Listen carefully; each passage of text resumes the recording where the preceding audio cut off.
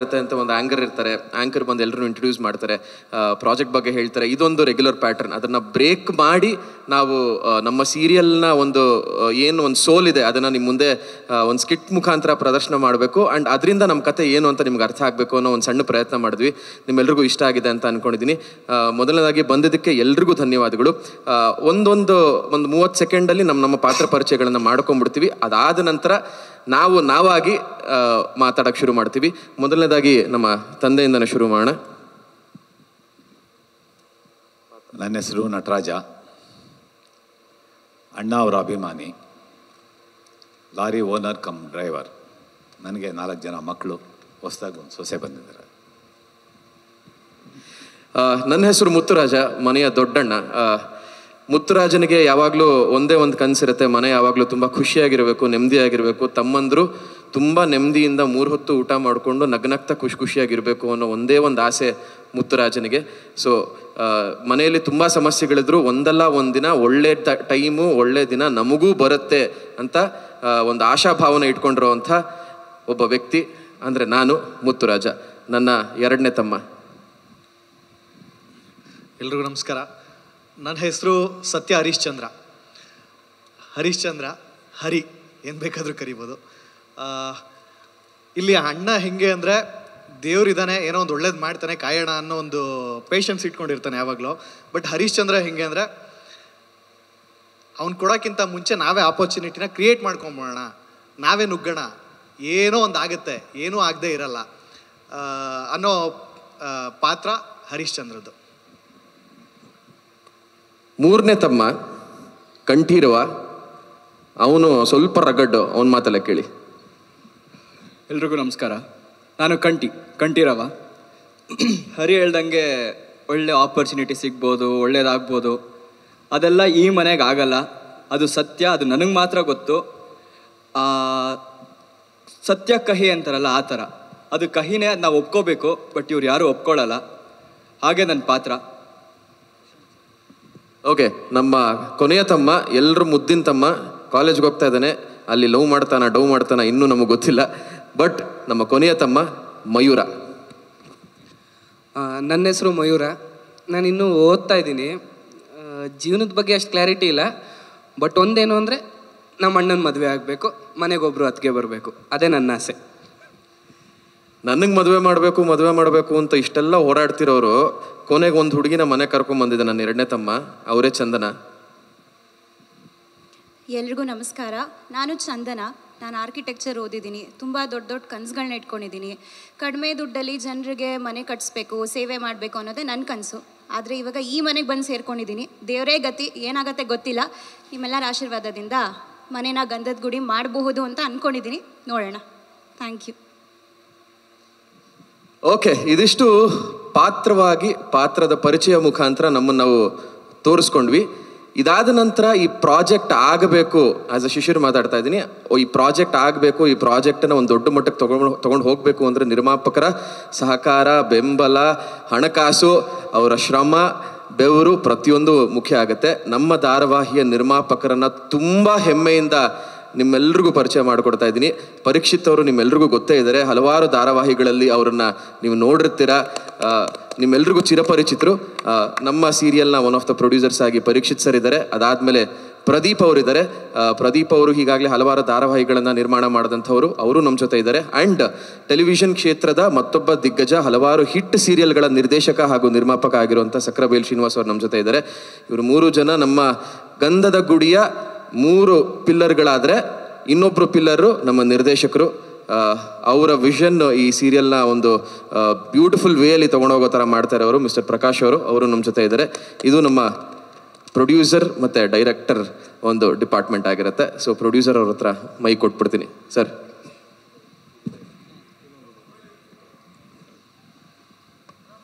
ಇದೊಂದು ವಿಶೇಷವಾದ ಧಾರಾವಾಹಿ. ಯಾಕೆಂದರೆ ಯೂಶಲಿ ಟೆಲಿವಿಷನ್ ಸೀರಿಯಲ್ಸ್ ಅಂದಾಗ ಹೆಚ್ಚು ಫೀಮೇಲ್ ಕ್ಯಾರೆಕ್ಟರ್ಸ್ ಮೇಲೆ ಅಥವಾ ಫೀಮೇಲ್ ಪಾತ್ರಗಳ ಮೇಲೆ ಹೆಚ್ಚು ಯಾವಾಗಲೂ ಸರ್ಕ್ಯುಲೇಟ್ ಆಗುತ್ತೆ ಕಥೆ. ಆದರೆ ಫಸ್ಟ್ ಟೈಮ್ ಇಲ್ಲಿ ಒಂದೇ ಒಂದು ಹೆಣ್ಣಿನ ಪಾತ್ರ, ಅದು ನಮ್ಮ ಹೀರೋಯಿನ್. ಅದನ್ನು ಬಿಟ್ಟು 4 ಜನ ಹೀರೋಗಳು. ಮೊದಲನೇದು ನಮ್ಮ ಮುತ್ತುರಾಜ, ಆಮೇಲೆ ಸತ್ಯ ಹರಿಶ್ಚಂದ್ರ. ಹೆಸರಿಗೆ ಸತ್ಯ ಹರಿಶ್ಚಂದ್ರ, ಆದರೆ ಸುಳ್ಳೆ ಆ ಹುಡುಗನ ಮನೆ ದೇವರು. ಯಾವಾಗಲೂ ಸುಳ್ಳು ಹೇಳ್ಕೊಂಡೇ ಜೀವನ ಮಾಡ್ತಾ ಇರ್ತಾನೆ. 3ನೇವನು ಕಂಠೀರವ, 4ನೇವನ್ ಮಯೂರ. ಸೊ ನಮಗೆ ಈ ಸೀರಿಯಲಲ್ಲಿ 4 ಜನ ಹೀರೋಗಳು ಮತ್ತು ಒಬ್ಬಳು ಹೀರೋಯಿನ್ ಇವನನ್ನು ಮದುವೆ ಆಗ್ತಾರೆ. ಹಾಗಾಗಿ ಇದೊಂದು ಸ್ವಲ್ಪ ವಿಶೇಷವಾಗಿರುವಂಥ ಕಥೆ. ಜೊತೆಗೆ ಶ್ರೀಗಂಧದ ಗುಡಿ ಅನ್ನೋ ಒಂದು ತುಂಬ ಜವಾಬ್ದಾರಿಯುತ ಟೈಟಲ್ನ ಇಟ್ಕೊಂಡ್ಮೇಲೆ ನಾವು ಆ ಧಾರಾವಾಹಿಯನ್ನು ಕೂಡ ಅದಕ್ಕೆ ತಕ್ಕ ಹಾಗೆ ಮಾಡಬೇಕಾಗತ್ತೆ. ಆ ಥರದಕ್ಕೆ ನಮ್ಮ ಕಲರ್ಸ್ ಕನ್ನಡ ವಾಹಿನಿಯ ಕ್ರಿಯೇಟಿವ್ ಟೀಮ್ ಹಾಗೆ ನಮ್ಮ ಆರ್ಟಿಸ್ಟ್ಗಳು, ನಮ್ಮ ನಿರ್ದೇಶಕರು ಎಲ್ಲರೂ ಕೂಡ ಸಪೋರ್ಟ್ ಮಾಡಿದ್ದಾರೆ. ಇದೇ ಅಕ್ಟೋಬರ್ 6ರಿಂದ 8 ಗಂಟೆಗೆ ಬರುತ್ತೆ. ತುಂಬ ವೈಶಿಷ್ಟ್ಯವಲ್ಲದೆ ಇದ್ದರೂ ಕೂಡ ಏನು ಮಾಡಿದ್ದೇವೋ ಅದನ್ನು ಚೊಕ್ಕವಾಗಿ ಮಾಡಿದ್ದೀವಿ. ಬರೀ ಹುಡುಗರೇ ಇರೋದ್ರಿಂದ ಇನ್ನೂ ಸ್ವಲ್ಪ ವಿಶೇಷವಾಗಿ ಸ್ವಲ್ಪ ಇದು ಪ್ರೇಕ್ಷಕರಿಗೆ ತಲುಪತ್ತೆ ಅನ್ನೋದು ನನ್ನ ಭಾವನೆ. ಎಲ್ರಿಗೂ ನಮಸ್ತೆ. ನಾನು ಪ್ರದೀಪ್ ಅಂತೇಳಿ. ನಾನು ಕತೆ ಬಗ್ಗೆ ಹೇಳೋದಕ್ಕಿಂತ ಈ ಕತೆ ಹೆಂಗೆ ಬಂತು ಅಂತೇಳಿ ಹೇಳ್ತೀನಿ. ಈ ಹಿಂದೆ ನಾವು ಗೌತಮ್ ಸರು, ನಾವು ಪರೀಕ್ಷಿತ್ ಅವರು ಇನ್ನೊಂದು ಚಾನಲಲ್ಲಿ ಒಟ್ಟಿಗೆ ವರ್ಕ್ ಮಾಡಿದ್ವಿ. ಹಾಗಾಗಿ ಮಾಡಿದ್ರೆ ಒಟ್ಟಿಗೆ ಮಾಡೋಣ ಅಂತೇಳಿ ಯಾವಾಗಲೂ ಮಾತಾಡ್ಕೊತಾ ಇದ್ವಿ. ಒಂದು ದಿವಸ ಗೌತಮ್ ಸರ್ ಫೋನ್ ಬಂತು. ಇದೇ ಅಕ್ಷಯ್ ಸ್ಟುಡಿಯೋದಲ್ಲಿ ಮೀಟಿಂಗಿಗೆ ಕರೆದ್ರು. ಫೈನಲ್ ಆಯಿತು ಕತೆ. ಅವತ್ತಿಂದ ಹೀಗೆ ಹೋಗ್ತಾ ಇದೆ. ತುಂಬ ಚೆನ್ನಾಗಿ ಸಪೋರ್ಟ್ ಮಾಡ್ತಾಯಿದ್ದಾರೆ ಚಾನಲ್ನವರು. Prakash sir, Gautam sir, Sudhanva sir ಎಲ್ರಿಗೂ ನಾನು ಥ್ಯಾಂಕ್ಸ್ ಹೇಳ್ತಾಯಿದ್ದೀನಿ. ಎಲ್ರಿಗೂ ನಮಸ್ಕಾರ. ಹೆಣ್ಣನ್ನು ತಾಯಿಗೆ ಹೋಲಿಸ್ತೀವಿ, ಹೆಂಡತಿ ಅನ್ಕೋತೀವಿ, ಅತ್ತಿಗೆ ಅಂತೀವಿ. ನೀವೆಲ್ಲ ನೋಡಿದ ಕೂಡಲೇ ಏನನ್ಸುತ್ತೆ, ನೀವು ಪ್ರಮೋ ನೋಡಿದಾಗ ನಿಮಗೆಲ್ಲ ಅನಿಸುತ್ತೆ, ಓ ಇದು ಇವ್ರು 4 ಜನ ಅನ್ಯೋನ್ಯವಾಗಿದ್ದಾರೆ, ಈ ಹೆಣ್ಮಗು ಬಂದು ಏನೋ ಇದು ಗಬ್ಬೆ ಬರೆಸ್ಬಿಡ್ತಾಳೆ ಅಂತ. ಅದೇ ಈ ಕತೆ ಟ್ವಿಸ್ಟು. ನನಗೆ ತುಂಬ ಇಷ್ಟ ಆಗಿದ್ದು ಅದೇ ಪಾಯಿಂಟು. ಆ ಹೆಣ್ಮಗು ಬಂದು ಆ ಮನೆಗೆ ಏನು ಮಾಡಿ, ಎಷ್ಟೋ ದೊಡ್ಡ ಕಡಿಮೆ ಖರ್ಚಲ್ಲಿ ದೊಡ್ಡ ಮನೆ ಕಟ್ಟಬೇಕು ಅಂತಿದ್ದವಳು ಒಂದು ಬಿದ್ದು ಹೋಗ್ತಾ ಇರೋ ಮನೆಗೆ ಬರ್ತಾಳೆ. ಆಮೇಲೆ ಅವಳು ಏನು ಮಾಡ್ತಾಳೆ ಅನ್ನೋದು ಕತೆ ನನಗೆ ತುಂಬ ಇಷ್ಟ ಆಯಿತು. ನಾವೆಲ್ಲ ಒಟ್ಟಿಗೆ ಮೊದಲು ಕೆಲಸ ಮಾಡಿದವರು, ಈಗ ಜೊತೆಗೆ ಮತ್ತೊಂದು ಸರಿ ಜೊತೆಗೆ ಕೆಲಸ ಮಾಡೋ ಅವಕಾಶ ಸಿಕ್ಕಿದೆ. ಧನ್ಯವಾದಗಳು. ಎಲ್ರಿಗೂ ನಮಸ್ಕಾರ. ನನ್ನ ಹೆಸರು ಪ್ರಕಾಶ್ ಅಂತ, ಪ್ರಕಾಶ್ ಮುಚ್ಚಳಗುಡ್ಡ. ಬೇಸಿಕಲಿ ನಾನು ನಾರ್ತ್ ಕರ್ನಾಟಕದವರು. ಇದು ನನ್ನ ನಿರ್ದೇಶನದ 2ನೇ ಸೀರಿಯಲ್ಲು. ಮೊದಲನೇದು ಸೂರ್ಯವಂಶ ಅಂತ ಉದಯ ಟಿ ವಿಲಿ ಬರ್ತಾಯಿತ್ತು. ಇದು ಗಂಧದ ಗುಡಿ. 2 ಒಳ್ಳೆ ಟೈಟ್ಲ್ಗಳೇ. ಒಂದು ವಿಷ್ಣುವರ್ಧನ್ ಸರ್ದು, ಇನ್ನೊಂದು ಡಾಕ್ಟರ್ ರಾಜ್ಕುಮಾರ್ ಸರ್ದು. ಸೊ ತುಂಬ ಖುಷಿ ಆಗ್ತಾಯಿದೆ. ಸೀರಿಯಲ್ ಬಗ್ಗೆ ಹೇಳಬೇಕು ಅಂದರೆ ತುಂಬ ಒಳ್ಳೆ ಕತೆ. ಎಲ್ಲರೂ ನೋಡಿ, ನಿಮ್ಮ ಪ್ರೋತ್ಸಾಹ ಎಲ್ಲ ಇರಲಿ. ಪಾತ್ರದ ಪರಿಚಯ ಎಲ್ಲ ಹೇಳಿದ್ದಾರೆ. ಸೊ ಜಾಸ್ತಿ ಹೇಳೋದು ಬೇಡ ಅಂತ ನಾನು ಅನ್ಕೋತೀನಿ. Thank you. ಸರ್, ಈಗ ಗಂಧದ ಗುಡಿ ಸಿನಿಮಾಗೂ ನಮ್ಮ ಸೀರಿಯಲ್ಗೂ ಸಂಬಂಧ ಇಲ್ಲ. ಒಂದು ಬ್ಯೂಟಿಫುಲ್ ಟೈಟ್ಲು ಗಂಧದ ಗುಡಿ ಅನ್ನೋದು, ಅದು ಅಜರಾಮರ, ಅದನ್ನು ಅಳ್ಸಕ್ಕಂತೂ ಆಗಲ್ಲ. ಅದೇ ಥರದ ಒಂದು ಕತೆ ಇದೆ, ಸರಿನಾ? 4 ಜನ ಒಂದು ಬ್ಯಾಚುಲರ್ಸು ಮನೆಗೆ ಹೋದಾಗ ಏನು ಫೀಲ್ ಆಗುತ್ತೆ, ಆಮೇಲೆ ಒಂದು ಯಾವುದೋ ಒಂದು ಹೆಣ್ಣಿದ್ದಾಗ ಮನೆಗೆ ಹೋದಾಗ ಏನು ಫೀಲ್ ಆಗುತ್ತೆ ಅನ್ನೋ ಒಂದು ಡಿಫ್ರೆನ್ಸ್ ಇರುತ್ತಲ್ಲ ಸರ್. ಸೊ 4 ಜನ ಹುಡುಗರು ಅವರು ಹೆಂಗೆ ಇರ್ತಾರೆ, ಬ್ಯಾಚುಲರ್ಸ್ ಲೈಫ್ನ ಚೇಂಜ್ ಮಾಡೋಕ್ಕೆ ಅಂತ ಒಂದು ಚಂದನ ಅನ್ನೋ ಒಂದು ಕ್ಯಾರೆಕ್ಟರ್ ಬರುತ್ತೆ. ಅದೇ ಚಂದದ ಗುಡಿ, ಗಂಧದ ಗುಡಿನ ಚಂದದ ಗುಡಿ, ಅಂದದ ಗುಂಡಿ ಕೂಡ ಮಾಡೋದಕ್ಕೆ ಚಂದ್ರ ಅನ್ನೋ ಒಂದು ಕ್ಯಾರೆಕ್ಟರ್ ಬರುತ್ತೆ ಸರ್. ಅಲ್ಲಿಂದ ಕತೆ ಶುರು ಆಗುತ್ತೆ. ಇದೊಂದೇ ಫ್ಯಾಮಿಲಿ ಬಗ್ಗೆ ನಡೀತಾ, ಬೇರೆ ಬೇರೆ ಫ್ಯಾಮಿಲಿಗಳು ಇಂಟರ್ಫಿಯರ್ ಆಗುತ್ತೆ ಸರ್? ಇದೆ ಸರ್, ಫ್ಯಾಮಿಲಿ ಟ್ರ್ಯಾಕ್ಗಳಿದ್ದಾವೆ. ಅಂದರೆ ಚಂದನ ತಂದೆ ತಾಯಿ ಕ್ಯಾರೆಕ್ಟರ್ದೊಂದು ಇದಿದೆ, ಏನು ಟ್ರ್ಯಾಕ್ ಇದೆ. ಅದು ಬಿಟ್ಟರೆ ಇವರು ನಟರಾಜ ಕ್ಯಾರೆಕ್ಟರ್ದು ತಂಗಿ ಮತ್ತು ಅಣ್ಣ, ಆ ಥರದ ಕ್ಯಾರೆಕ್ಟರ್ದು ಇದೆ ಸರ್. ಟ್ರ್ಯಾಕ್ ಒಂದು 3 ಟ್ರ್ಯಾಕ್ ಇದೆ ಸರ್. ಶಿಶಿರ್ ಅವರೇ, ಇಲ್ಲಿ ನಿಮ್ಮ ಪೇರು ಯಾರು ಅಂತ? ಒಳ್ಳೆ ಕ್ವೆಶ್ಚನ್. ಇದು ನಾನು ಕೇಳ್ಬೇಕು, ಯಾರು ಕೇಳಲಿ ಅಂತ ಕಾಯ್ತಾ ಇದ್ದೆ. ಇದನ್ನ first time in my career ನನಗೆ ಪೇರಿಲ್ಲ ಸೀರಿಯಲಲ್ಲಿ. ಓಕೆನಾ? ಸೊ ಅದೇ ನನಗೆ ಎಕ್ಸೈಟ್ ಮಾಡಿದ್ದೆ ಅದು. ಫಾರ್ ಎಕ್ಸಾಂಪಲ್, ನಾನು ಇಷ್ಟು ವರ್ಷ ಮಾಡ್ಕೊಂಬಂದಿರೋದು ಒಂದು ಹೀರೋ, ಒಂದು ಹೀರೋಯಿನ್ನು. ಆ ಹೀರೋಯಿನ್ ಮಧ್ಯೆ ಲವ್ವು, ಜಗಳ, ಸಾಮರಸ್ಯ, ತಾರತಮ್ಯ, ಈ ಥರ ತೋರಿಸ್ಕೊಂಡು ಹೋಗುವಂಥ ಕಥೆಗಳನ್ನ ಮಾಡ್ಕೊಂಬಂದಿದ್ದೀನಿ. ಏನಕ್ಕೆ ಗಂಧದ ಗುಡಿ ಅಂತ ಬಂದಿದ್ದೆ ಇದಕ್ಕೆ? ಬಿಕಾಸ್ ತುಂಬ ಕನ್ವೆನ್ಷನಲ್ ಸಬ್ಜೆಕ್ಟ್ ಇದು. ಇಲ್ಲಿ 4 ಜನ ಲೀಡ್ಗಳಂತ ಆಗ್ತಾರೆ. ಅಪ್ಪನೂ ಒಂದು ಮುಖ್ಯವಾಗಿ ಪಾತ್ರವನ್ನು ವಹಿಸ್ತಾರೆ. ಅದೆಲ್ಲದನ್ನು ಮೀರಿ ಮನೆ ಒಂದು ಪಾತ್ರ ವಹಿಸುತ್ತೆ. ಸರ್ ಕೇಳಿದ ಹಾಗೆ ಗಂಧದ ಗುಡಿ ಏನಕ್ಕೆ ಅಂತ ಕೇಳಿದ ಹಾಗೆ, ಮನೆಗೆ ನಾವು ಗಂಧದ ಗುಡಿ ಅಂತ ಏನಕ್ಕೆ ಹೆಸರಿಟ್ಟಿದ್ದೀವಿ ಅಂದರೆ, ಆ ಗಂಧದ ಗುಡಿಗೆ ತದ್ವಿರುದ್ಧವಾಗಿರುತ್ತೆ ನಮ್ಮ ಮನೆ. ಸೊ ಆ ಮನೇನ ನಿಜವಾಗ್ಲೂ ಗಂಧದ ಗುಡಿ ಮಾಡೋಕ್ಕೆ ಇವಳು ಏನಕ್ಕೆ ಬರ್ತಾಳೆ ಅನ್ನೋದೇ ಒಂದು ಕತೆ ಆಗಿರುತ್ತೆ. ಸೊ ಫಸ್ಟ್ ಟೈಮ್ ನನಗೆ ಪೇರಿಲ್ಲ ನಿಮಗೆ ಅಂತ ಹೇಳಿದಾಗ, ಇಲ್ಲಿ ಇವನು ಯಾವ ಥರ ಇರ್ತಾನೆ ಅಂದರೆ, ಮನೆಯಲ್ಲಿ ನಿಮ್ಮ ತಾಯಿ ಯಾವ ಥರ ಇರ್ತಾರೆ, ನಿಮ್ಮೆಲ್ಲರೂ ತಾಯಿಂದಿರೋ ನನ್ನ ತಾಯಿ ಯಾವ ಥರ ಇರ್ತಾರೆ, ತಮ್ಮಂದಿರನ್ನ ತನ್ನ ಸ್ವಂತ ಮಕ್ಕಳಂತೆ ಅವ್ರನ್ನ ಜೋಪಾನವಾಗಿ ಕಾಪಾಡಿಕೊಂಡು ಅವರು ಚೆನ್ನಾಗಿ ಬೆಳೆದು ಯಶಸ್ಸು ಕಾಣಬೇಕು ಅನ್ನೋ ಒಂದೇ ಒಂದು ಯೋಚನೆ ಮಾತ್ರ ಅವನಿಗಿರುತ್ತೆ. ಅದು ಬಿಟ್ಟು ಬೇರೆ ಏನೂ ಆಲೋಚನೆ ಇರಲ್ಲ. ಹಾಗಾಗಿ ಅವನಿಗೆ ಯಾವುದೇ ರೀತಿಯಾದಂಥ ಲವ್, ಅಟ್ರಾಕ್ಷನು ಈ ಥರದ್ದು ಯಾವುದೂ ಇರಲ್ಲ. ಅದೊಂದೇ ಅವ್ನ ಗುರಿ ಆಗಿರುತ್ತೆ ಅಷ್ಟೇ. ಅಂದರೆ ಇಡೀ ಸೀರಿಯಲ್ ಸಿಂಗಲ್ ಸಿಂಹ ಅಂತನಾ? ಹೇಳೋಕ್ಕಾಗಲ್ಲ ಸರ್. ಒಂದು ಸಿಮ್ಮಿಣಿ ಬರ್ಬೋದು ಮುಂದಕ್ಕೆ, ಗೊತ್ತಿಲ್ಲ ನನಗೆ. ಶಿಶಿರ್ ಇಲ್ಲಿ ತ್ಯಾಗರಾಜ್ ಆಗಿ ನಮಸ್ತೆ ಸರ್. ನಮಸ್ತೆ. ಮುತ್ತುರಾಜ್ ನಿಮ್ಮ ಕ್ಯಾರೆಕ್ಟರ್. ಹಾಂ ಸರ್. ಹಾಂ, ಅದೇ ತ್ಯಾಗರಾಜ್ ಆಗಿ ಪಾತ್ರ ನಿರ್ವಹಿಸ್ತಾ ಇದ್ದೀರಾ ಅಂತ ಹೇಳ್ಬೋದು ಸರ್. ಹೌದು, ಮೋಸ್ಟ್ಲಿ ಕನ್ನಡ ಸಿನಿಮಾದ ತ್ಯಾಗರಾಜ ರಮೇಶ್ ಅರವಿಂದ್ ಸರ್ ಅಂತ ಹೇಳ್ತಾರೆ. ಈಗ ಟೆಲಿವಿಷನಲ್ಲಿ ಈ ಸೀರಿಯಲ್ ಮುಂದೆ ಟೆಲಿಕಾಸ್ಟ್ ಆದಮೇಲೆ ತ್ಯಾಗರಾಜ ಮುತ್ತುರಾಜ ಅಂತ ಹೇಳ್ಬೋದು. ಅವನ ಪಾತ್ರನೇ ಆಗಿದೆ ಸರ್. ಮನೆಗೋಸ್ಕರ, ಕುಟುಂಬಕ್ಕೋಸ್ಕರ, ತಮ್ಮಂದಿರಿಗೋಸ್ಕರ, ಅವ್ರ ಖುಷಿಗೋಸ್ಕರ ತನ್ನ ಎಲ್ಲವನ್ನೂ ತ್ಯಾಗ ಮಾಡುವಂಥ ಪಾತ್ರನೇ ಮುತ್ತುರಾಜನ ಪಾತ್ರ. ಸೊ ಅವನು ಹಾಗೆ ಇರ್ತಾನೆ ಅವನು. ನನಗೆ ಆ್ಯಕ್ಚುಲಿ ಈ ಕತೆ ತೊಗೊಂಬಂದಾಗ ಚಾನಲ್ ಪ್ರಕಾಶ್ ಸರ್ ಹೇಳಿದ್ದೆ ಈ ಒಂದು ಪಾತ್ರ ನಿಮ್ಮ ಒಂದು ನೇಚರ್ ಏನಿದೆ, ನಿಮ್ಮ ಒಂದು ವ್ಯಕ್ತಿತ್ವ ಏನಿದೆ, ಅದಕ್ಕೆ ಟೈಲರ್ ಮೇಡ್ ಪಾತ್ರ. ಹಾಗಾಗಿ ನಿಮ್ಮನ್ನು ಬಿಟ್ಟು ಬೇರೆ ಆಪ್ಷನ್ಸೇ ಇಟ್ಕೊಂಡಿಲ್ಲ ನಾವು ಅಂತ ಪ್ರೊಡ್ಯೂಸರ್ಸ್ ಆಗಿರ್ಬೋದು, ಪ್ರಕಾಶ್ ಸರ್ ಆಗಿರ್ಬೋದು ಹೇಳಿದ್ರು. ಬಿಕಾಸ್ ಬಿಗ್ ಬಾಸಲ್ಲಿ ನನ್ನ ವ್ಯಕ್ತಿತ್ವ ನೋಡಿಕೊಂಡು ಇದೇ ರೀತಿ ನಿಮ್ಮ ಒಂಚೂರು ಒಂದು ಸಾಮರ್ಥ್ಯ ಇದೆ ನಿಮ್ಮ ಪಾತ್ರಕ್ಕೂ ನಿಮಗೂ ಅಂತ ಹೇಳಿ ಕೊಟ್ಟಂಥ ಪಾತ್ರ. ಸೊ ತ್ಯಾಗರಾಜ ಅಂತ ಆಗ್ಬೋದು. ಇಲ್ಲ, ತ್ಯಾಗರಾಜ ಏನಿಲ್ಲ, ಒಂದು 100 ಎಪಿಸೋಡ್ ಆದ್ಮೇಲೆ ಬರ್ತಾರೆ ಯಾರೊಬ್ರು. ಈ ಸೀರಿಯಲ್ಗೂ ಮತ್ತೆ ಮನೆಗೂ ರಿಯಾಲಿಟಿ ಇದೆ ಅಂತ ಅನ್ಸುತ್ತೆ. ಯಾಕಂದ್ರೆ ಒಬ್ಬ ತಮ್ಮ ಗ್ಯಾರೇಜಲ್ಲಿ ವರ್ಕ್ ಮಾಡ್ತಾರೆ, ಒಬ್ಬ ತಮ್ಮ ಕಾರ್ ಡ್ರೈವರು, ಇನ್ನು ದೊಡ್ಡ ಅಣ್ಣ ಅಂತೂ ದುಡಿತಾನೆ ಇರ್ತಾರೆ. ಸೊ ಮನೆ ಬ್ಯಾಚುಲರ್ ಇದ್ದಾಗ ಮನೆ ಗಲೀಜಾಗಿರೋದು ಓಕೆ, ಕದ ಸರಿ ಇಲ್ಲ ಮತ್ತೆ ನೆಲ ಸರಿ ಇಲ್ಲ, ಇದೆಲ್ಲ ದುಡಿಯೋ ಮಕ್ಕಳಿಗೆ ರಿಯಾಲಿಟಿ ಇದೆಯಾ ಮೇಡಮ್? ಅಷ್ಟೊಂದು ನೀಟಾಗಿರಲ್ಲ ಅಂತ. ಗಲೀಜ್ ಅಂದರೆ ತುಂಬ ಗಲೀಜಲ್ಲ. ಒಂದು ನೀಟ್ ನೋಡ್ಲಿಲ್ಲ ನಾವು. ಕದ ಕಿತ್ತೋಗುತ್ತೆ, ಫ್ಯಾನ್ ಕಿತ್ತೋಗುತ್ತೆ. ದುಡಿಯೋ ಮಕ್ಳು ಯಾರಾದ್ರೂ ಒಳ್ಳೆ ಫ್ಯಾನ್ ಇಟ್ಕೊಂಡಲ್ಲೇ ಹಳೆ ಕಾಲದ ಫ್ಯಾನ್ ಇಟ್ಕೊಂಡಿರ್ತಾರ? ಅಂದ್ರೆ ತೀರಾ ಬಡತನ ತರ ತೋರಿಸಿದೀರ ನೀವು, ಏನೂ ಇಲ್ಲ ಅನ್ನೋ ತರ. ಹಾಂ ಮೇಡಮ್, ಅದಕ್ಕೊಂದು ಕಾರಣ ಇದೆ. ಏನಂದರೆ ಕತೆ ಪ್ರಕಾರ ಇವ್ರಿಗದು ಅವರ ತಂದೆ ಕಡೆಯಿಂದ ಬಳುವಳಿಗೆ ಬಂದಿರುವಂಥ ಒಂದು ಆಸ್ತಿ ಇರುತ್ತೆ. ಆ ಆಸ್ತಿ, ಆ ಮನೆ ಲಿಟಿಗೇಷನಲ್ಲಿರುತ್ತೆ. ಅದಕ್ಕೆ ಏನೇ ಒಂದು ಹೊಸದಾಗಿ ಪೇಂಟ್ ಮಾಡೋದಾಗಲಿ, ಏನೋ ಒಂದು ಹೊಸದಾಗಿ ಏನೋ ಒಂದು ಐಟಮ್ ತರೋದಾಗಲಿ ಮಾಡಿದ್ರೆ, ಅದೇ ಹೇಳಿದ್ನಲ್ಲ, ನಟರಾಜ ಅನ್ನೋ ಒಂದು ತಂಗಿ ಕ್ಯಾರೆಕ್ಟ್ರು ಮತ್ತು ಒಂದು ಅಣ್ಣನ ಕ್ಯಾರೆಕ್ಟರ್ ಇದೆ, ಅದು ಬಂದು ಜಗಳ ತೆಗಿತಾ ಇರುತ್ತೆ. ಅದು ಮುಂದೆ ಹೋಗ್ತಾ ಗೊತ್ತಾಗುತ್ತೆ. Parikshit sir, thank you. ಈ ಪ್ರಶ್ನೆ ನಿಮಗೆ ಮತ್ತು ಸಕ್ರೆಬೆಲ್ ಶ್ರೀನಿವಾಸ್ ಅವ್ರಿಗೆ. ರವಿ ಮಾತಾಡ್ತೀನಿ ಇಲ್ಲಿ. ಅಂದರೆ ಶ್ರೀ ಗಂಧದ ಗುಡಿ ಅನ್ನುವಂಥ ಈ ಒಂದು 2 ವಿಷಯದಲ್ಲಿ ಸ್ಟ್ರೇಟ್ ಅವೇ ಇಲ್ಲಿ 2 ವಿಷಯ ದೊಡ್ಡ ವಿಷಯಕ್ಕೆ ಕನೆಕ್ಟ್ ಆಗುತ್ತೆ. ಒಂದು ಡಾಕ್ಟರ್ ರಾಜ್ಕುಮಾರ್ ಅವರ ಫ್ಯಾಮಿಲಿ, ದೊಡ್ಡ ಮನೆ. ಆ್ಯಂಡ್ ಈ ಕಥೆಯ ಪ್ಲಾಟ್ ನೋಡಿದಾಗ, ಅಂದರೆ ನಾವು ಕಂಡಂಥ ಪ್ಲಾಟ್ ನೋಡಿದಾಗ ಇಲ್ಲಿ ಯಜಮಾನ ಸಿಂಹಾದ್ರಿ ಸಿಂಹ ಎಲ್ಲೋ ಬರ್ತಾರೆ. ಅಂದರೆ ಒಂದು ಧಾರಾವಾಹಿಯ ಮೂಲಕವೂ ಇಬ್ಬರು ದಿಗ್ಗಜರನ್ನು ಕನೆಕ್ಟ್ ಆಗುವಂತಹ ರೀತಿಯಲ್ಲಿ ತೋರಿಸುವಂತಹ ಪ್ರಯತ್ನ ಈ ಕಥಾ ಹಂದರದಾಗಿದೆಯಾ ಅಂತ ನನಗೆ ಆ್ಯಸ್ ಅ ಪರೀಕ್ಷಿತ್ ನಿಮಗೆ ಮತ್ತು ಸಕ್ರೆಬೆಲ್ ಶ್ರೀನಿವಾಸ್ ಅವರಿಗೆ ನನ್ನ ಪ್ರಶ್ನೆ. ಬಿಕಾಸ್ ಸಕ್ರೆಬೆಲ್ ಶ್ರೀನಿವಾಸ್ ಅವರು ಪ್ರೂವ್ ಮಾಡಿದ್ದಾರೆ, ಅದ್ಭುತವಾದ ಸೀರಿಯಲ್ ಕೊಟ್ಟವರು. We respective lot sir, thank you so much. ಅದಕ್ಕೆ ಒಂದು ಕ್ಲಾರಿಫಿಕೇಶನ್ ಬೇಕು ನನಗೆ.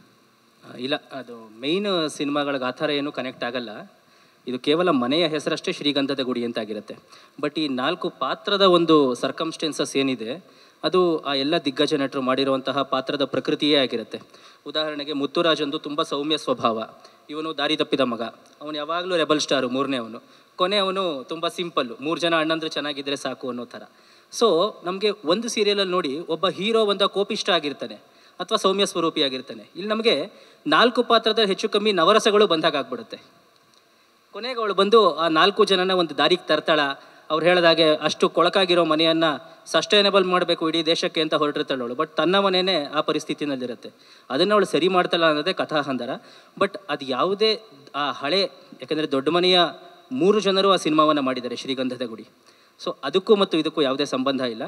ಅವರ ಅಣ್ಣ ಅವರ ಅಭಿಮಾನಿ ಆಗಿರೋದ್ರಿಂದ ಮಕ್ಕಳಿಗೂ ಅಣ್ಣವರಿಗೆ ಸಂಬಂಧಪಟ್ಟ ಹೆಸರು, ಅವರ ಮನೆಗೂ ಅಣ್ಣ ಅವರ ಸಂಬಂಧಪಟ್ಟ ಹೆಸರು ಇಟ್ಟಿರ್ತಾರೆ. ಇಷ್ಟೇ ಕಥೆ. ಸರ್, ನೀವು ಅವಾಗಲೇ ಹೇಳಿದ್ರಿ ಹುಡುಗರ ಸ್ಟೋರಿ ಇದು ಚೆನ್ನಾಗಿರುತ್ತೆ ಅಂತ.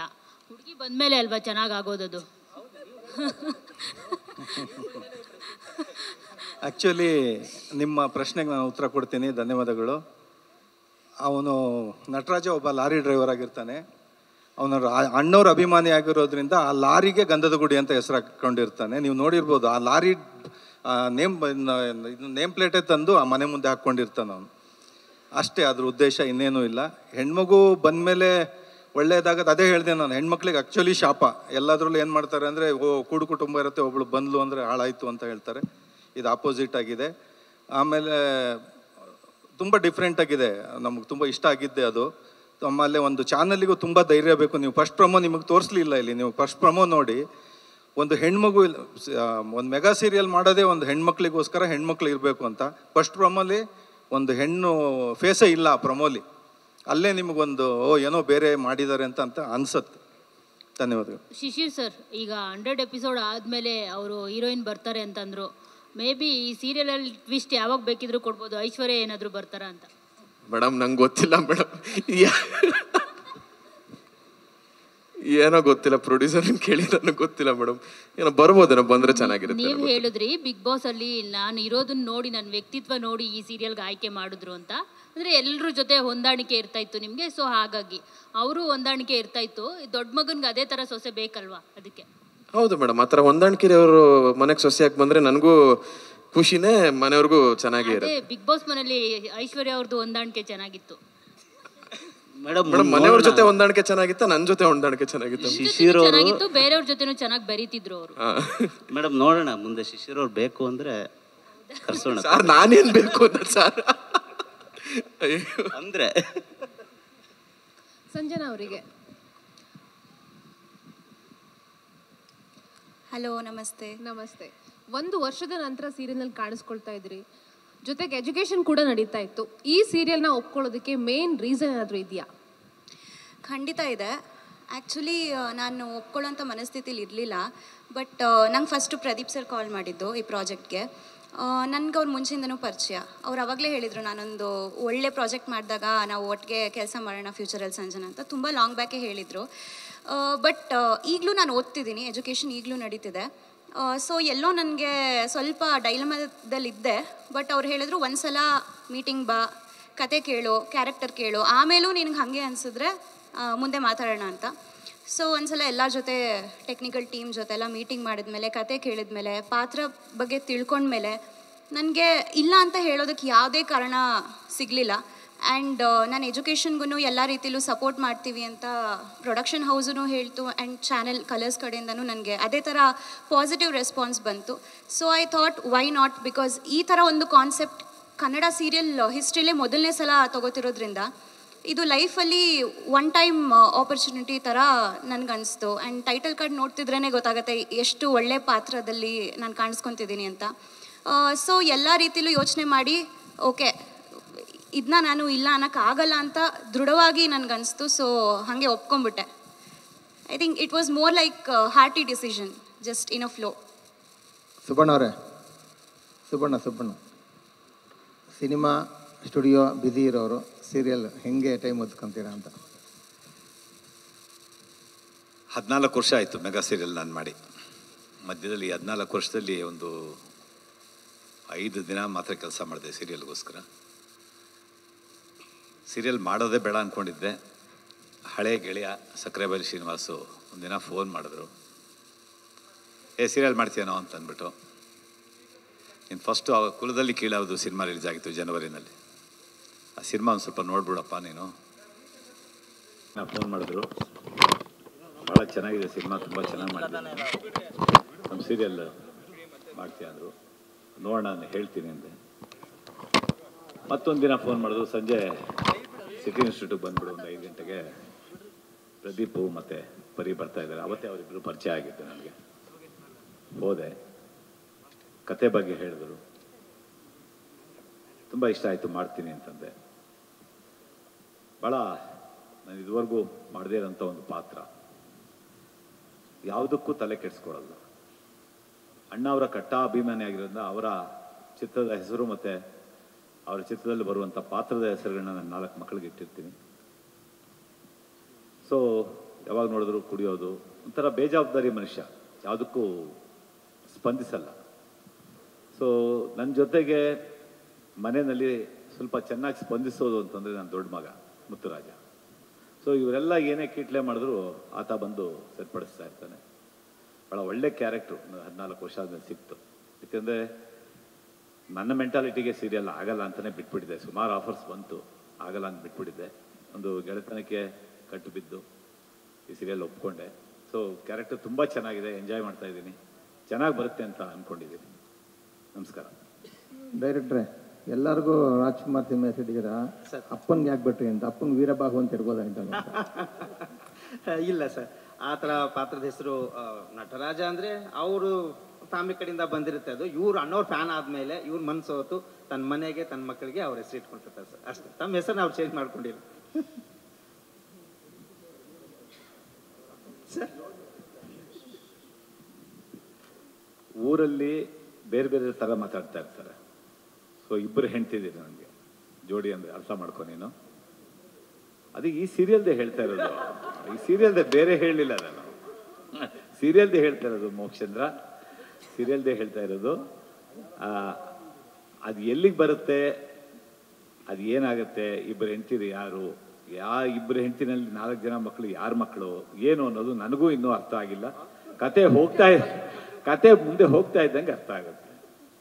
ನಿಮಗೆ ಎಷ್ಟಿದೆಯೋ ಅಷ್ಟೇ ನನಗೂ ಗೊತ್ತಿದೆ. ನನ್ನ ಕ್ಯಾರೆಕ್ಟರ್ ಮಾತ್ರ ನಾನು ತಿಳ್ಕೊಂಡು ನಾನು ಆ್ಯಕ್ಟ್ ಮಾಡ್ತಾ ಇದ್ದೀನಿ. ಇನ್ನೇನು ಪ್ರಶ್ನೆ? ಬೇರೆ ಆರ್ಟಿಸ್ಟ್ಗಳು ಯಾರಾದ್ರು ಬರ್ತಾರ ಮಧ್ಯದಲ್ಲಿ ಏನಾದ್ರು? ಸರ್ ಬರ್ತಾರೆ ಸರ್, ಕೆಲವೊಂದು ಪಾತ್ರಗಳಿದ್ದಾವೆ.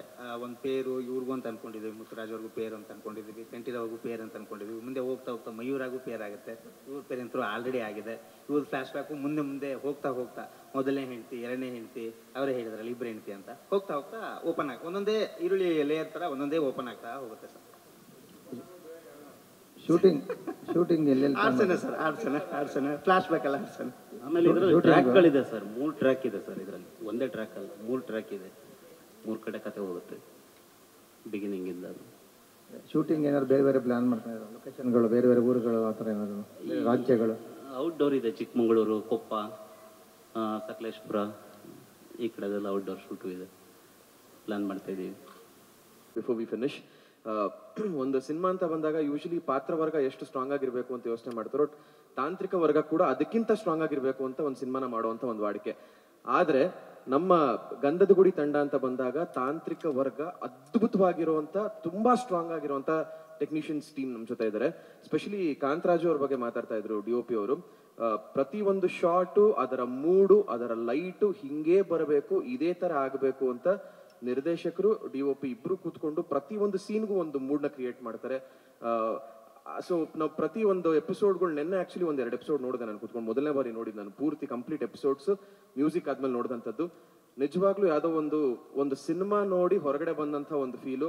ನಾನೇ ಆ ಪಾತ್ರನ ಆಕ್ಟ್ ಮಾಡಿದ್ರು ಅಥವಾ ನನ್ನ ಜೊತೆ ಇರೋರೇ ಆಕ್ಟ್ ಮಾಡಿದ್ರು, ಕಣ್ಣಂಚಲ್ಲಿ ನೀರು ಬಂದಂಥ ಒಂದು ಫೀಲು. ಸೊ ಈ ತರ ಆಗಿ ಒಂದು ಸಿನಿಮಾ ಮಟ್ಟಿನ ಕ್ವಾಲಿಟಿನ ತಗೊಂಡ್ಬರುವಂಥ ಒಂದು ಪ್ರಯತ್ನ ಮಾಡಿದ್ವಿ. ಎಲ್ರಿಗೂ ಈ ಸೀರಿಯಲ್ ಮುಖಾಂತರ ಒಂದು ಒಳ್ಳೆ ಫೀಲಿಂಗ್ ನ ಕೊಡಬೇಕು, ಒಂದು ಒಳ್ಳೆ ಭಾವನೆನ ಹಂಚಬೇಕು ಈ ಗಂಧದ ಗುಡಿಯ ಮುಖಾಂತರ ಅಂತ ಮಾಡ್ತಿರೋಂಥ ಒಂದು ಚಿಕ್ಕ ಪ್ರಯತ್ನ ಇದು. ಸೊ ಆಮೇಲೆ ಇನ್ನೊಂದು ಮೈನ್ ಬಿಟ್ಬಿಟ್ಟೆ ನಾನು, ಇದರ ಸ್ಕ್ರೀನ್ ಪ್ಲೇ ಬಂದುಬಿಟ್ಟು ಮಿಸ್ಟರ್ ತಮಿಳ್ದಾಸನ್ ಅಂತೇಳಿ ಮಾಡ್ತಾ ಇದ್ದಾರೆ. ಆಮೇಲೆ ಸ್ಕ್ರಿಪ್ಟ್ ರೈಟಿಂಗು ಸತ್ಯಕಿ ಅಂತೇಳಿ ಮಾಡ್ತಾ ಇದ್ದಾರೆ. ಆಮೇಲೆ ನಮ್ಮದು ಎಡಿಟ್ರು ಇವನು ವಿನಾಯಕ್ ಅಂತೇಳಿ ಮಾಡ್ತಾ ಇದ್ದಾನೆ. ಇವ್ರು 3 ನಮ್ಮದು ಟೆಕ್ನಿಷಿಯನ್. ರೀಮೇಕೆ ಇದು ತಮಿಳದು ಕತೆ ಎಳೆ ತೊಗೊಂಡಿದ್ವಿ ನಾವು, ಬಟ್ ಇಲ್ಲಿ ನೆಗೆಟಿವಿಟಿ ತಗೋಕ್ಕಂಗೆ ನಾವು ಚೇಂಜ್ ಮಾಡ್ಕೊಂಡು ಮಾಡ್ತಾ ಇದ್ದೀವಿ. ಮೂಲ ಸ್ಕ್ರಿಪ್ಟ್ ತಮಿಳಿಂದ ತಗೊಂಡಿದ್ದೀವಿ, ಅದ್ರ ಮೇಲೆ ಸ್ವಲ್ಪ ಬಿಲ್ಡ್ ಮಾಡಿದ್ದೀವಿ. ರಿಮೇಕ್ ಇದೆ. ನಾನು ಈ ಹಿಂದೆನೂ ತುಂಬ ಮೆಗಾ ಸೀರಿಯಲ್ ಆ್ಯಕ್ಟ್ ಮಾಡಿದ್ದೀನಿ.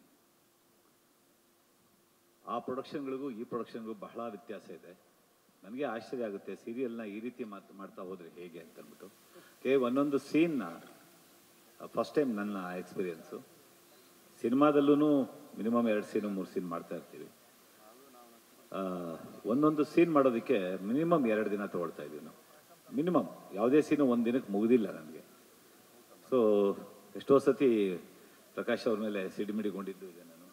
ನಮ್ಮನ್ನು ಕೂರಿಸ್ಕೊಂಡು 8 ಗಂಟೆಗೆ ಸಾಕು ಪ್ಯಾಕಪ್ ಆಯ್ತು ನಮಗೆ ಹೋಗು ಎಂಬುದು ಥರ ಬಹಳ ಚೆನ್ನಾಗಂತೂ ಬರ್ತಾಯಿದೆ ಸೀರಿಯಲ್ಲು.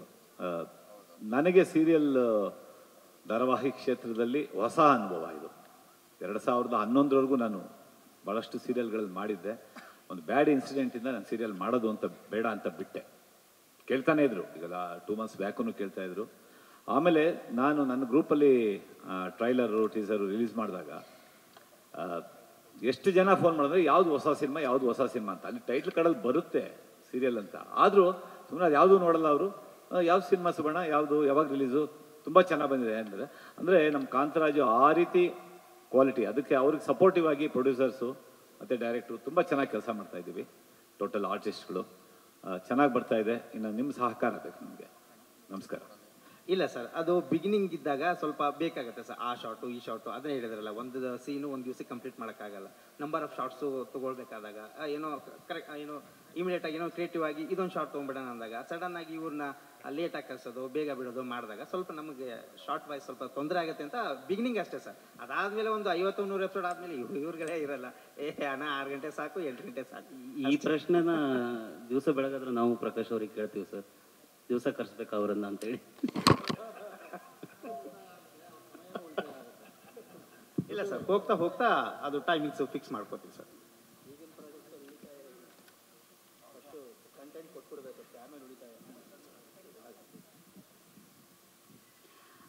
ಸೊ ಎಲ್ರಿಗೂ ತುಂಬ ತುಂಬ ಥ್ಯಾಂಕ್ಸ್ ನೀವೆಲ್ಲ ಟೈಮ್ ಮಾಡ್ಕೊಂಡು ಬಂದಿದ್ದಕ್ಕೆ. ಆ್ಯಂಡ್ ನನ್ನ ಪಾತ್ರದ ಬಗ್ಗೆ ಸ್ವಲ್ಪ ಡೆಪ್ತಲ್ಲಿ ಹೇಳಬೇಕಂದ್ರೆ, ಈ ಚಂದನ ಅನ್ನೋ ಪಾತ್ರ ಏನಿದೆ ನಾನು ಮುಂಚೆ ಮಾಡಿರೋಂಥ ಪಾತ್ರಗಳಿಗಿಂತ ತುಂಬ ಡಿಫ್ರೆಂಟ್ ಇದೆ. ಬಿಕಾಸ್ ನಾನು ಮುಂಚೆ ಮಾಡಿರೋ 2 ಪಾತ್ರ ಆ್ಯಸ್ ಲೀಡ್ ಸೀರಿಯಲಲ್ಲಿ ತುಂಬ ನನಗೆ ಹತ್ತಿರವಾಗಿತ್ತು ಸಂಜನಕ್ಕೆ. ಬಟ್ ಚಂದನದಲ್ಲಿ ಅವಳು ತುಂಬ ಆ್ಯಂಬಿಷಿಯಸ್, ನಾನು ಆ್ಯಂಬಿಷಿಯಸ್ ಬಿಟ್ಟರೆ ಬೇರೆ ಯಾವ ರೀತಿಯೂ ನನಗೆ ಅಷ್ಟು ಸಿಮಿಲರ್ ಅಂತ ಅನಿಸ್ಲಿಲ್ಲ. ಸೊ ತುಂಬ ಚಾಲೆಂಜಿಂಗ್ ಇರುತ್ತೆ ಅಂತ ಅನಿಸ್ತು. ಆ್ಯಂಡ್ ಇನ್ನೊಂದು ಬಂದು ನಮ್ಮ ಶ್ರೀ ಗಂಧದ ಗುಡಿ ಧಾರಾವಾಹಿ comical drama. So it's not like any other normal serial, ಬರೀ ಡ್ರಾಮಾ ಇಲ್ಲ, ಕಾಮಿಕಲ್ ಡ್ರಾಮಾ ಇರೋದ್ರಿಂದ ಕಾಮಿಡಿ ಟೈಮಿಂಗ್ಸ್ ಎಲ್ಲ ತುಂಬ ಮುಖ್ಯ ಆಗುತ್ತೆ.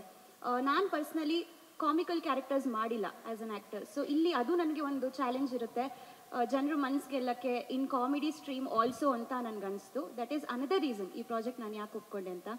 ಬಟ್ ನನಗೆ ಆ ಪಾತ್ರದ ಒಳಗೆ ಇಳಿಯೋದಕ್ಕೆ ಸ್ಟಾರ್ಟಿಂಗಲ್ಲಿ ಸ್ವಲ್ಪ ಕಷ್ಟ ಆಗ್ತಿತ್ತು. ಆ್ಯಕ್ಚುಲಿ ಪ್ರಕಾಶ್ ಸರು ಹೇಳ್ತಿದ್ರು ನನಗೆ ಇದು ಕಾಮಿಕಲ್ ಡ್ರಾಮಾ, ಸೊ ನೀವು ಸ್ವಲ್ಪ ಓವರ್ ಆ್ಯಕ್ಟಿಂಗ್ ಮಾಡೋ ಕಡೆ ಮಾಡಬೇಕಾಗತ್ತೆ, ನೀವೆಲ್ಲ ಕಡೆ ಸಟಲ್ ಆಗಿ ನಾನು ನ್ಯಾಚುರಲ್ ಆಗಿ ಮಾಡ್ತೀನಿ ಅಂದರೆ ಆಗಲ್ಲ, ಸ್ವಲ್ಪ ಡಯಲಾಗ್ ಮಾಡಬೇಕಾಗತ್ತೆ, ಆ ಇನ್ಹಿಬಿಷನ್ಸಿಂದ ಹೊರಗೆ ಬರಬೇಕಾಗತ್ತೆ ಅಂತ. ಅದಾದಮೇಲೆ ಇವ್ರು ಹೇಳ್ಕೊಟ್ಟಿರೋದ್ರಲ್ಲಿ ಒಂದು ಅರ್ಧ ಮಾಡೋಕ್ಕೆ ಟ್ರೈ ಮಾಡಿದ್ದೀನಿ. ಔಟ್ಪುಟ್ ಎಲ್ಲ ಚೆನ್ನಾಗಿ ಬಂದಿದೆ ಅಂತ ಸುಮಾರು ಜನ ನೋಡಿದವ್ರು ಹೇಳ್ತಾ ಇದ್ದಾರೆ. ಸೊ ಈಗಾರ ಕಾಯ್ತಿದ್ದೀನಿ ಹೇಗಿರುತ್ತೆ ರೆಸ್ಪಾನ್ಸು ಆಲ್ ಓವರ್ ಕರ್ನಾಟಕ ಅಂತ. ಪ್ರೋಮೋ ತುಂಬ ಚೆನ್ನಾಗಿ ರೀಚ್ ಆಯಿತು. ನಮ್ಮ ಸೆಕೆಂಡ್ ಪ್ರೋಮೋ ಆಲ್ಮೋಸ್ಟ್ 58 ಲಕ್ಷ ಜನ ನೋಡಿದ್ದಾರೆ ಇನ್ಸ್ಟಾಗ್ರಾಮಲ್ಲಿ. ಆ ಥರ ನಾನು ಎಕ್ಸ್ಪೆಕ್ಟೇ ಮಾಡಿರಲಿಲ್ಲ ಅಷ್ಟು ರೀಚ್ ಆಗುತ್ತೆ ಅಂತ. So ಈಗಲಿ waiting. ಆ್ಯಂಡ್ ನಿಮ್ಮೆಲ್ಲರ ಬೆಂಬಲ ಮುಂಚೆಯಿಂದನೂ ಇದೆ, ಮುಂದೆನೂ ಬೇಕು. Thank you so much. ಲಾಸ್ಟಲ್ಲಿ ಒಂದಿಬ್ರು ಕೂತಿದ್ದಾರೆ, ಅವ್ರದ್ದು ಒಂದು ಲಾಸ್ಟಲ್ಲಿ ಕೂತಿರೋದೊಂದು ಲವ್. ನಮ್ಮ ಹೀರೋಯಿನು ಬರ್ತಾರೆ ಸ್ವಲ್ಪ ದಿನದಲ್ಲೇ, ಅಂದರೆ ಗ್ಯಾರೇಜ್ ಲವ್ ಸ್ಟೋರಿ. ಹಾಂ, ಆ ಥರ. ಅಯ್ಯೋ ಇಲ್ಲ, ಅದು ಅವ್ರ ಕಾಲೇಜ್ ಸ್ಟೂಡೆಂಟ್ ಆಗಿರ್ತಾರೆ,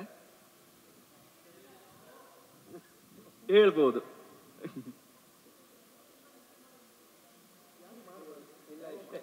ಇದು ಸಿನಿಮಾ ಥರಾನೇ.